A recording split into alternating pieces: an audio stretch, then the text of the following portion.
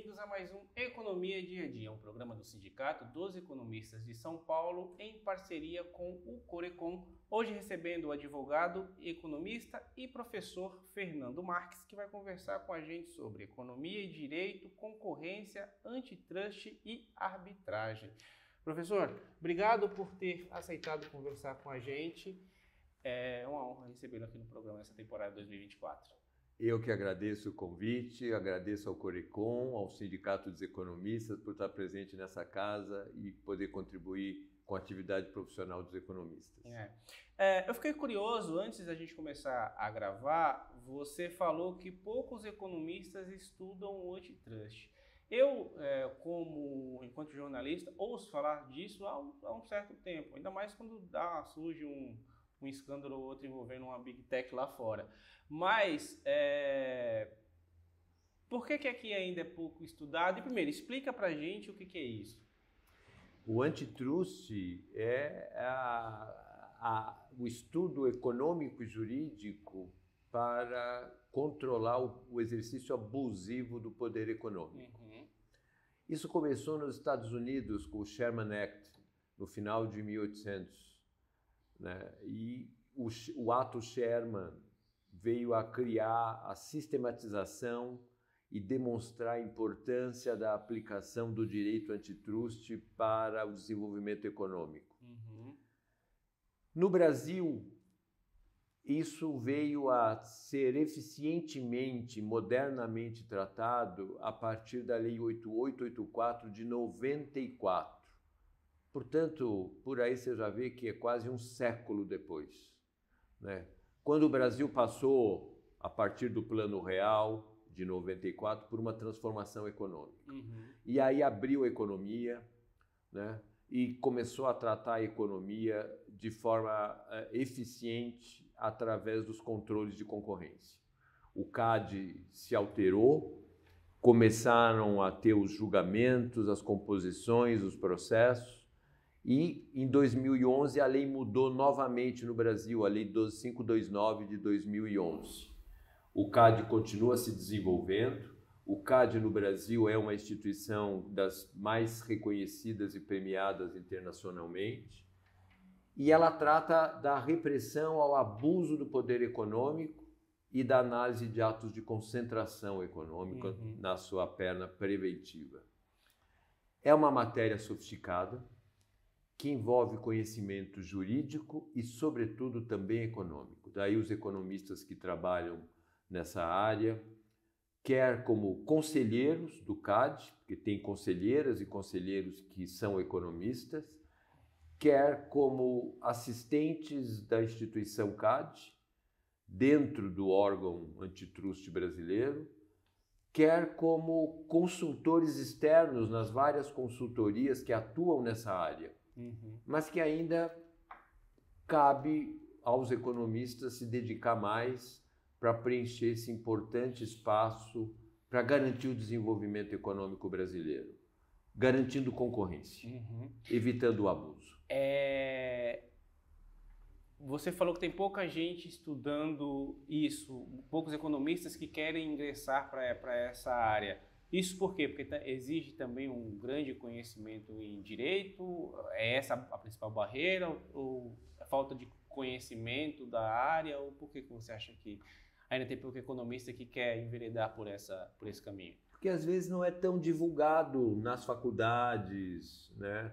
Aqui em São Paulo nós temos centros importantes que analisam, estudam o tema, mesmo a Faculdade de Economia da PUC de São Paulo, que eu participo dessa instituição, sou professor da PUC de São Paulo, o INSPER, a Fundação Getúlio Vargas, a Faculdade de Economia da USP, né? Entre outros institutos no Brasil, se dedicam a estudar. Mas a Universidade Federal do Rio de Janeiro, a UFRJ, a UERJ, né, o IPEA, lá no Rio de Janeiro.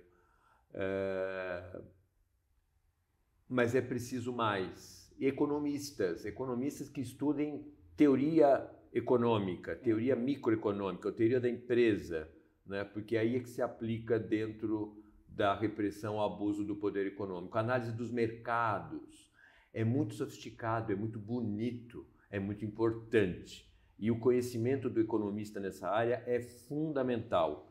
E ele ajuda a área do direito, que faz a parte processual jurídica desses processos, dessas análises que são feitas pelo CAD no Brasil. O CAD é o único órgão responsável por lidar com questões de antitrust aqui no país? O CAD é o órgão que é o responsável para abrir os processos de investigação e julgamento na área de infrações, de análise preventiva com relação a atos de concentração, né, através da atuação da Superintendência Geral do CAD e do Tribunal, contando com a colaboração do núcleo do Departamento de Estudos Econômicos dentro do CAD, que tem economistas especializados na área, que prestam o trabalho de assessorar o trabalho da Superintendência e do Tribunal. Um parênteses que eu faço sobre isso é que recentemente, né, o economista-chefe do DEE do CAD, o Luiz Guilherme Rezende, né, ele foi chamado e foi convocado a constituir o grupo de economia do Supremo Tribunal Federal, por iniciativa do ministro Barroso. Então, hoje, até no Supremo Tribunal Federal, nós temos um grupo de economistas, né, dedicados a prestar estudos, serviços e trabalhos importantes para fundamentar a análise jurídica que é feita no Supremo Tribunal Federal. Então, o CAD é esse lugar. Também devo destacar que existe dentro do Ministério da Fazenda a Secretaria de Acompanhamento Econômico, que também congrega economistas que fazem análise da política de concorrência para o Brasil. Não para os processos do CAD, mas faz uma análise geral das boas práticas de políticas públicas que reforcem um ambiente de concorrência, né, para a economia brasileira. Eu, enquanto jornalista, acompanho de forma geral o noticiário econômico, o caderno de economia, mas eu não acompanho especificamente essa parte de concorrência, aquisições, etc, etc. Então eu ouço muito falar do CAD quando tem um grande caso. O último que me vem à cabeça agora foi quando a Disney, o grupo Disney comprou o grupo Fox aqui no Brasil, que o CAD teve um papel importante porque tinha um fechamento de estúdios da Fox no Rio de Janeiro, etc. Então, eu lembro do CAD tendo que mediar todo esse processo de aquisição da parte da Disney Brasil, né?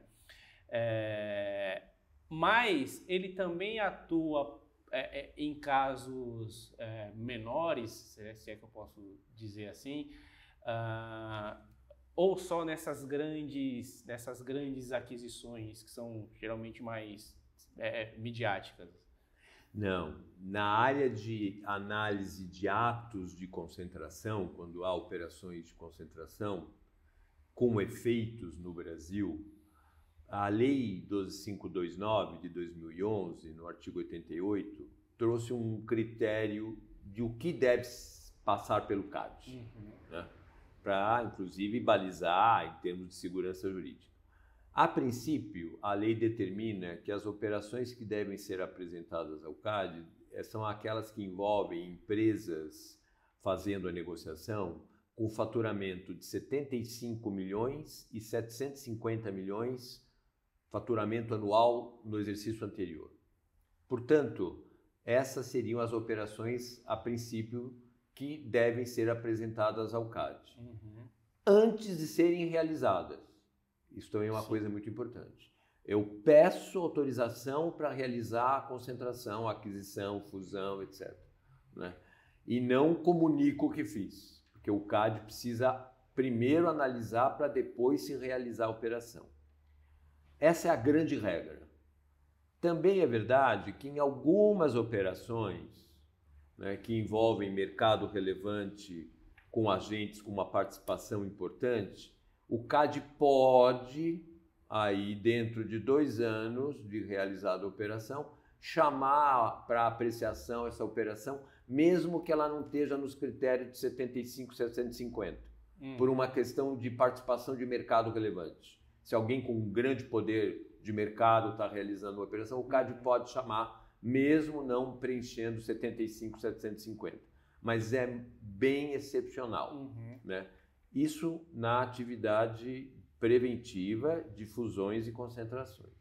Agora, tem a atividade repressiva, quando os agentes com poder econômico realizam condutas com finalidade ou com efeito de dominar mercado ou eliminar a concorrência. Aí, então, é o artigo 36, são as condutas de cartel,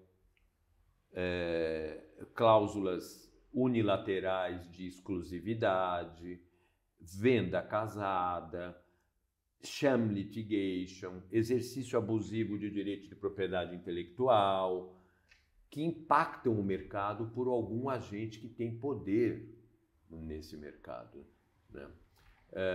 Então o CAD, aí recebendo a notícia de alguém, ou por dever de ofício, diretamente, abre uma investigação para procurar parar, fazer com que cesse essa atividade. Vamos conversar também com o pessoal que acompanha a gente e que está aqui pela economia do dia a dia e não necessariamente é economista. Explica para a gente qual que é a definição de concorrência, o que é uma concorrência saudável, o que é uma concorrência predatória. Você já entrou um pouquinho nesse assunto, mas explica para a gente um pouco melhor. A concorrência que é vedada pela lei, e aí no caso ela vem da nossa Constituição Federal, no artigo 173, é a concorrência que é exercida por quem tem poder econômico e exerce o poder de forma abusiva. Entendendo o abuso, o exercício do poder econômico quando ele visa dominar o mercado ou eliminar a concorrência, ou aumentar arbitrariamente lucros. Portanto, é uma área muito bonita, porque você vai precisar saber se a empresa, se o agente tem poder econômico ou não, né? Se a conduta que ele está exercendo está, ainda que potencialmente, afetando a concorrência e o mercado, e aí você vai tomar medida para cessar, barrar, reprimir, multar essa conduta. Importante dizer que numa economia liberal, numa economia capitalista, poder econômico é o que todo mundo quer. Se ensina isso dia e noite, noite e dia nas faculdades, né?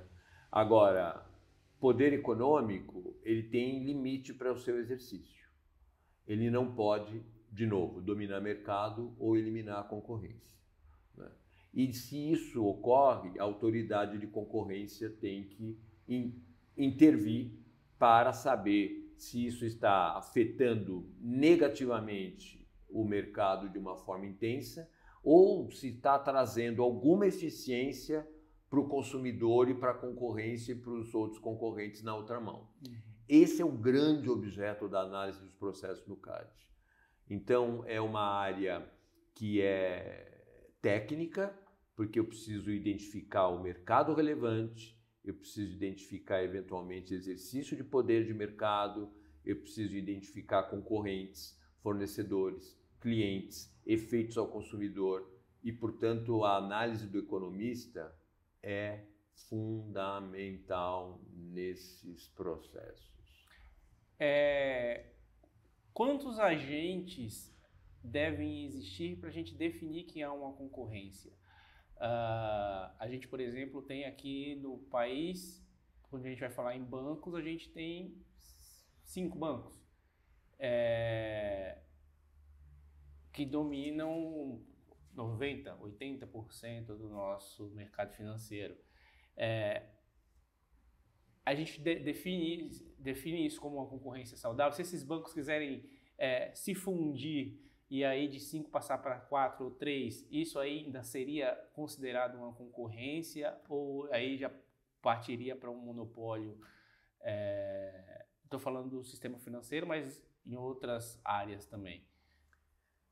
Esse é um tema enorme, muito importante. Primeiro, porque é o pilar do sistema capitalista de desenvolvimento econômico, o sistema financeiro, o sistema bancário.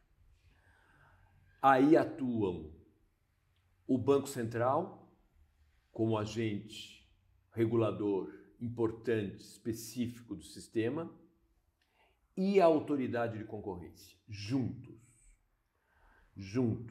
Essa é a boa recomendação que decorre da experiência internacional para a implementação das boas práticas nesse sistema importante que é o financeiro. No caso específico do Brasil, repare que há um convênio assinado recentemente pelo presidente então do Banco Central, Ilan Goldfein, e o então presidente do CAD, o Alexandre Barreto, né, quando ele era presidente do CAD, hoje ele é superintendente geral, assinaram um convênio de encaminhamento de análise dessas questões envolvendo o sistema financeiro entre Banco Central e CAD. A ideia é realmente promover e implementar e desenvolver ambiente de maior concorrência no sistema financeiro, quer entre os agentes do sistema financeiro, instituições financeiras, em benefício também dos consumidores do sistema financeiro aqui no Brasil. O presidente Roberto Campos Neto vem tomando medidas importantíssimas nesse sentido, através de assegurar às instituições financeiras digitais uma maior presença no mercado brasileiro, em concorrência com as instituições mais tradicionais antigas. A questão do Open Banking também é muito importante para criar flexibilidade para o consumidor entre as instituições financeiras, mas mesmo assim não há dúvida de que tanto o Banco Central quanto o CAD têm que estar atentos para a não sanção de práticas abusivas dentro do sistema financeiro, porque ele é um pilar do desenvolvimento econômico, muito importante. E segundo, porque no Brasil, como você falou, existe realmente uma concentração. Existem poucos players, estão aumentando, mas existem poucos players comparativamente com o resto do mundo, sobretudo Estados Unidos e União Europeia. Né? Isso, inclusive, nos reporta a mencionar que existe um relatório do FMI, já de algum tempo, que indica que as taxas de juros internas, tipo spread dentro do sistema financeiro, elas são, de modo especial, elevadas no Brasil em decorrência do grau de concentração. Então, realmente é um ponto muito importante que exige uma atenção muito, muito importante do CAD e do Banco Central. As bases legais estão aí. As análises podem e devem ser feitas, né, para a melhoria do sistema, que é fundamental para nós todos. Eu usei o exemplo do grupo Disney comprando a Fox, mas depois eu lembrei que teve também uma ação importante do CAD na aquisição do grupo Extra ao grupo... meu Deus. Há um outro grupo atacadista importante aí no varejo? No varejo. O varejo... O CAD também atuou. Exato. Na área de varejo, o CAD atuou. Eu fui conselheiro do CAD. Na época, analisei e julguei alguns casos nessa área de varejo específica. De fato, o varejo passou por um momento no Brasil de consolidação, né? Mas houve um limite. Né? Foi estabelecido um limite, assim como na União Europeia também houve um momento que houve um limite. De fato, o varejo consolidado auxilia, através da teoria do poder compensatório, a fazer frente aos grandes ofertantes da indústria para melhor qualidade de preço para o consumidor final. Mas é fato também que, de repente, ele se torna tão grande que começa a ter um efeito contrário sobre a ponta do consumidor e sobre a indústria, né? Então, de fato, é uma área muito importante também, que tem, de novo, análise econômica para saber até onde é possível as eficiências de uma concentração serem benéficas para o mercado e qual é o limite a partir do qual ela pode se tornar prejudicial à concorrência e ao mercado. Tem espaço para os economistas atuarem com antitrust dentro das empresas, além dos órgãos como o CAD, por exemplo? Há um mercado para isso? Há um espaço para isso? Tem. Os economistas podem trabalhar, primeiro, no setor público, que é muito importante, né? Dentro das agências reguladoras, né? Você citou uma importantíssima, o Banco Central, mas também a Anatel, a ANEEL, o CAD, o Poder Judiciário agora, o Supremo Tribunal Federal, o Ministério da Fazenda, especificamente, nas consultorias especializadas econômicas, né, que existem no Brasil, que trabalham assessorando nesses casos, e nas empresas, sim, sobretudo nas empresas que têm expressão econômica no Brasil de mercado, que têm poder econômico, que têm market share, né, porque elas, certamente, pela sua importância, elas devem estar atentas às práticas econômicas que sejam conforme a lei e que não gerem para elas passivos concorrenciais. Né? Então, quem vai ajudar isso? Os economistas, fazendo as análises de mercado, fazendo a análise de cada prática, de cada contrato que a empresa está assinando, se ele é conforme à regra concorrencial.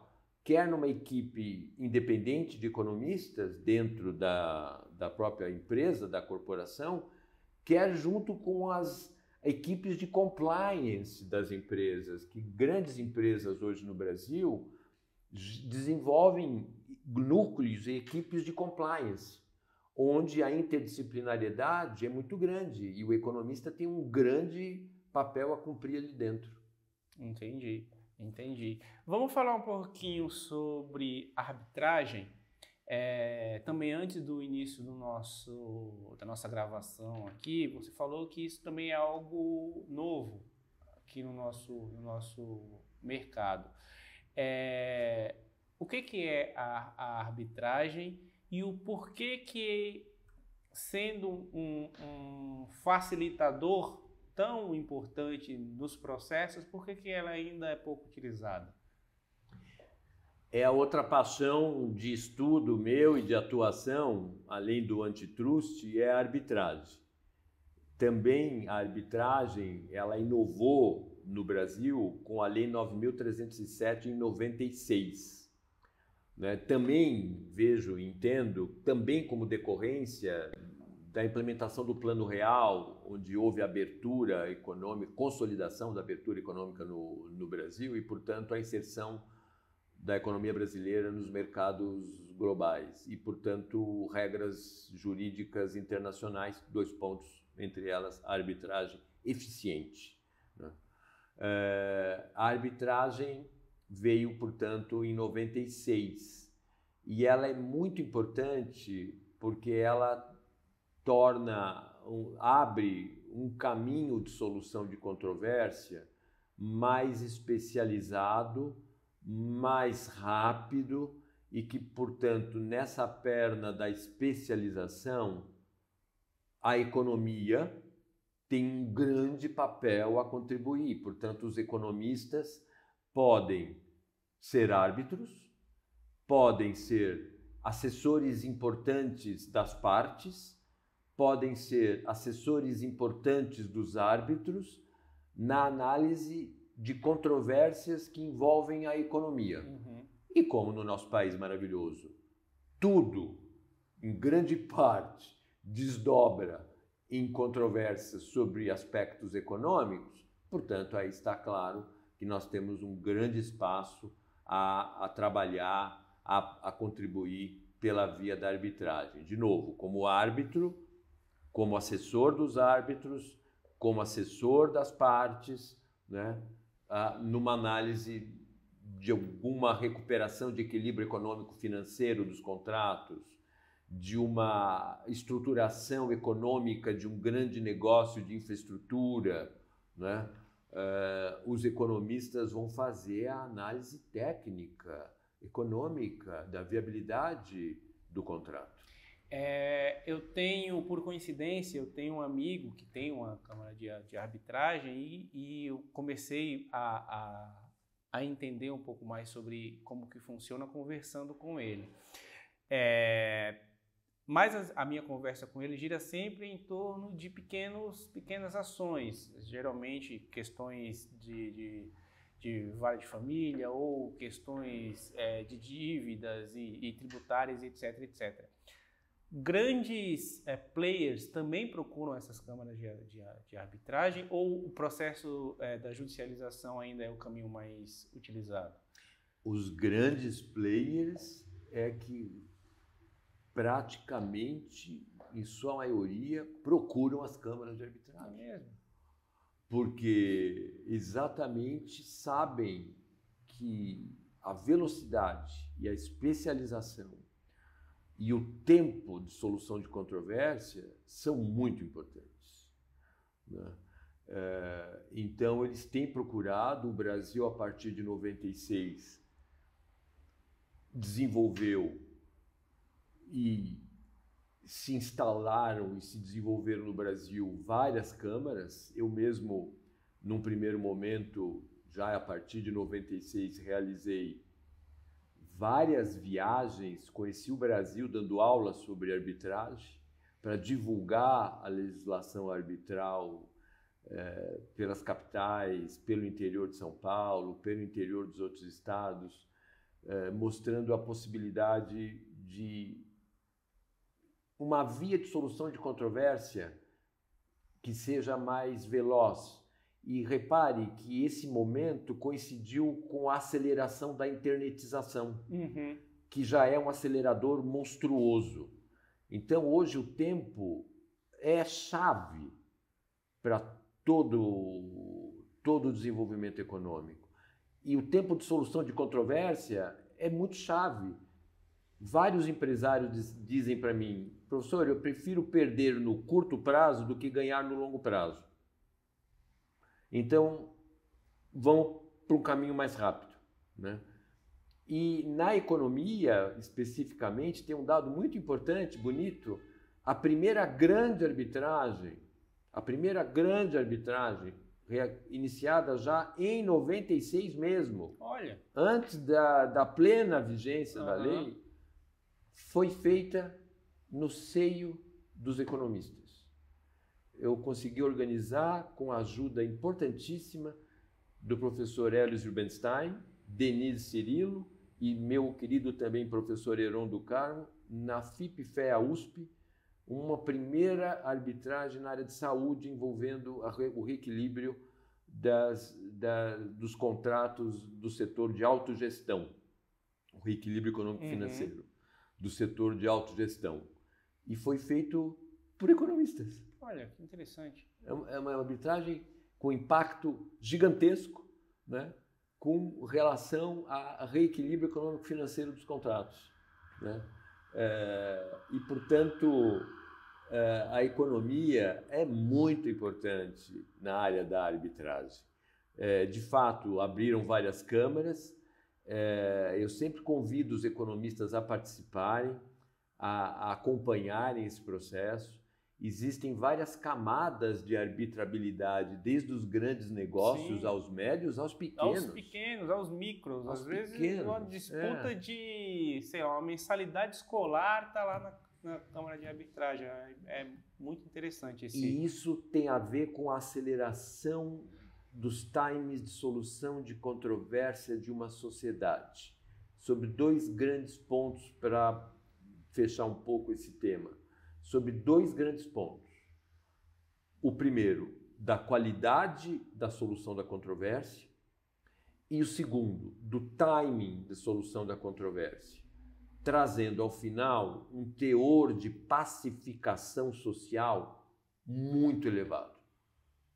Se a gente tem isso em mente, se a gente olha a nossa sociedade altamente controvertente, altamente desigual, altamente geradora de conflito, portanto, caminhar nesse sentido, estudar, aplicar, ter economistas, ter juristas na área do direito dedicados a bem aplicar esse instituto, nós vamos trazer paz e eficiência para a sociedade. Professor, a gente tem um percentual de sucesso de resolução dentro das câmaras? A gente tem, sei lá, uma estimativa do quão facilitador é esse caminho?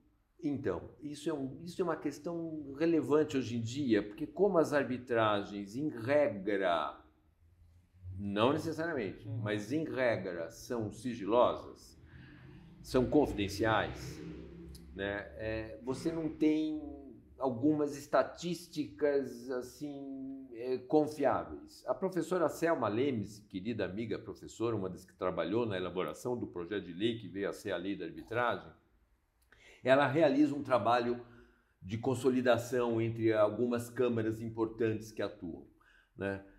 Assim, resumindo, dá para imaginar realmente que o índice de solução e de eficácia das decisões arbitrais é bem elevado.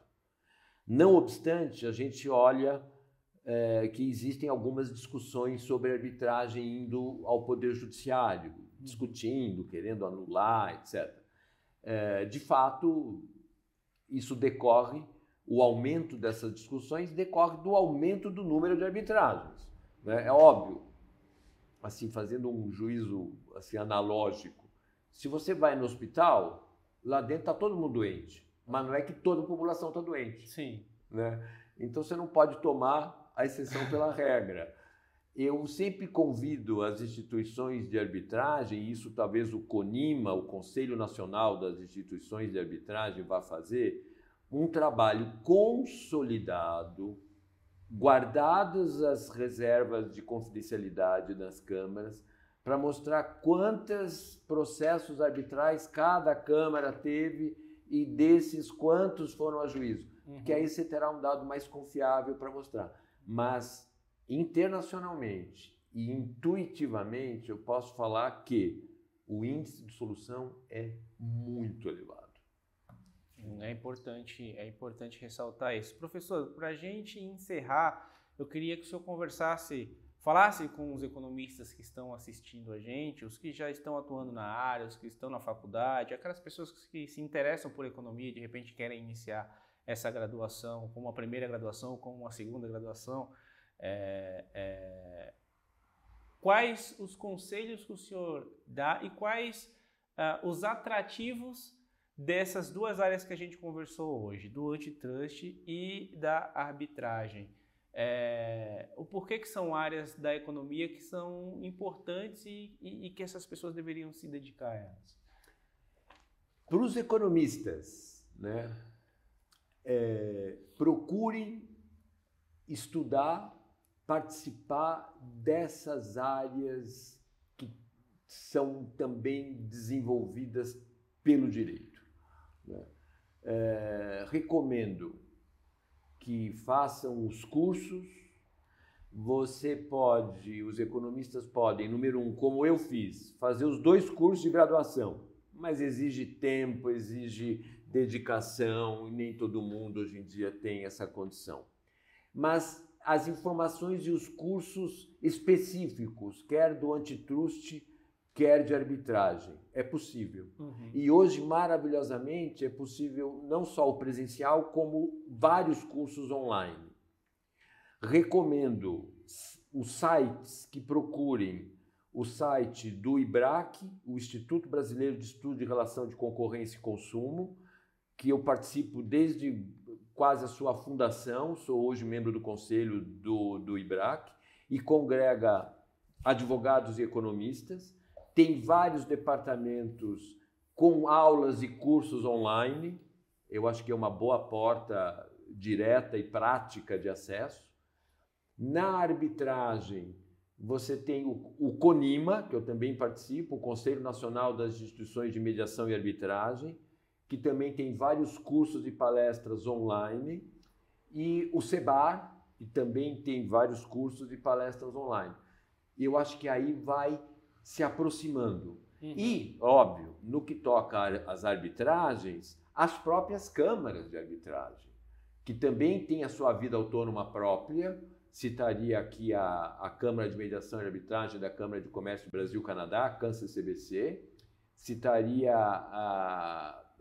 na área de arbitragem a CCI, que tem câmara aqui no Brasil, a Câmara da Fiesp, a Câmara de Mediação e Arbitragem da AmCham, essa inclusive também ajudei a criar aqui no Brasil, a AmCham São Paulo, que também tem cursos e palestras específicas. E com isso vai se formando, informando e contribuindo com a especialidade econômica, né? Com a especialidade econômica. E, obviamente, tratar de ser um bom economista, que será um bom colaborador na arbitragem e um bom colaborador na defesa da concorrência. Professor Fernando Marques, obrigado por ter aceitado conversar conosco. Espero que o senhor volte numa outra oportunidade para a gente conversar mais sobre esse e sobre outros temas. Parabéns pelo seu trabalho, pelo trabalho do Corecon, dos sindicatos economistas. Estou sempre à disposição e sempre aqui na PUC de São Paulo. Bom, e para você que ficou até o final, eu quero agradecer a parceria de sempre. Eu espero que, assim como eu, você tenha gostado desse nosso bate-papo. Se tiver alguma dúvida para mandar para o professor Fernando, encaminha para a gente manda para ele. Eu tenho certeza que ele vai responder com o maior prazer. Como sempre, muito obrigado de coração pelo apoio. Eu realmente espero ver todos vocês na próxima. Tchau, tchau.